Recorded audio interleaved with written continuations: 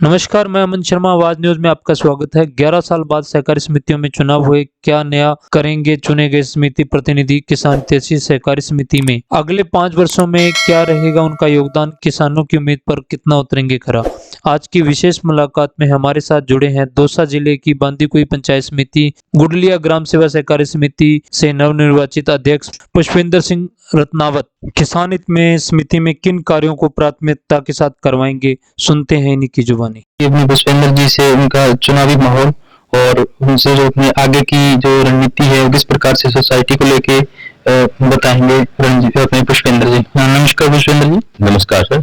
Sir अपने पुष्पेंद्र जी ये बताएं, अपने जो चुनावी प्रक्रिया रही है सोसाइटी को लेके, अपने जो चुनाव हुए उसका कैसा माहौल रहा और किस प्रकार से आपको जनता ने विजेता बनाया?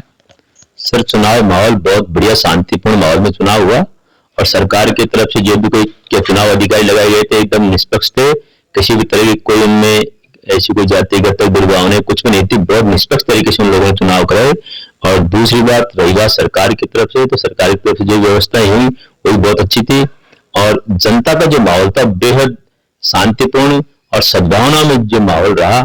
ताकि जनता ने निष्पक्ष वोट किए, चाहे उनके मन में जो भी कोई कैंडिडेट रहा हो उसको आराम से वोटिंग किए। किसी भी तरह की कोई इन्होंने भी किसी भी तरह की कोई अशांति फैलाई हो या कुछ ऐसी कोई बातें बिल्कुल भी नहीं हुई। शांतिपूर्ण ढंग से के मतदान के लिए आम जनता भी सरकार की आभारी रही है कि बहुत अच्छी तरह से उन्होंने क्या चुनाव करवाए। और जनता ने इतना जरूर किया कि बिना किसी संसाधन के कोई साधन लाते अधिकतर चुनाव में खर्चा करते हैं, बिना खर्चे के ग्राम पंचायत गुडलिया की सोसाइटी है, उन्होंने बहुत मतलब काट के आराम से वोटिंग किए, बिना कोई किसी इन्वेस्ट के, बिना किसी फिजूल खर्ची के, कोई संसाधनों की कोई जरूरत नहीं पड़ी।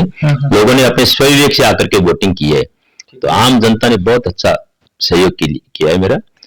तो सर अपने जो आगे की जो चुनावी प्रक्रिया जो आपने बताई, और सर आगे जो आप सोसाइटी के रिलेटिव आप जितनी भी अपने जनता को, अपने काश्तकारों को सेवा उपलब्ध करवाने के लिए आप क्या क्या प्रयास करेंगे सर? तो सबसे पहला प्रयास होगा कि सोसाइटी की इकोनॉमिक कंडीशन बहुत वीक है, बहुत वीक है, क्योंकि इससे सोसाइटी के जो सिस्टम चलने चाहिए कि व्यवस्था चलनी चाहिए, कर्मचारियों की क्या सैलरी होनी चाहिए, उसका विकास होना चाहिए, वो बिल्कुल नहीं। सबसे पहले इकोनॉमिक दृष्टि में बिल्कुल देख कर जो कमजोर उसको दूर करना चाहूंगा। और सबसे बड़ी जो बात है, किसानों की जो सोसाइटी से अपेक्षाएं होती है, विशेष रूप से खाद नहीं मिल रहा है, खाद की लाइनें लगती है, बांदी को जाना पड़ता है, बहुत बुरी स्थिति हो रही है। और मार्केट के जो लोग हैं जो बैठे हुए हैं वो लोग ब्लैक मेलिंग करते हैं, 1200 कट्टा 1400 देते हैं, 1400 कट्टा 1600 में देते हैं। बहुत बुरी किसानों के साथ लूट मची हुई है। मैं उस पर विशेष रूप से सरकार का ध्यान भी आकर्षित करना चाहूंगा और सहकारी समिति के अधिकारी का विशेष रूप से ध्यान आकर्षित करना चाहूंगा कि इस समस्या को स्थायी रूप से समाधान के लिए मतलब कोऑपरेटिव सोसाइटी के जितने भी अध्यक्ष हैं, जितने व्यवस्थापक, सबकी मीटिंग बुला करके इस समस्या का स्थायी समाधान के लिए वो लोग प्रयास करेंगे। और दूसरी बात जो मेन चीज है कि अभी सरकार ने नया फर्टिलाइजर जो उत्पादित किया है कि नैनो, उसकी जो गुणवत्ता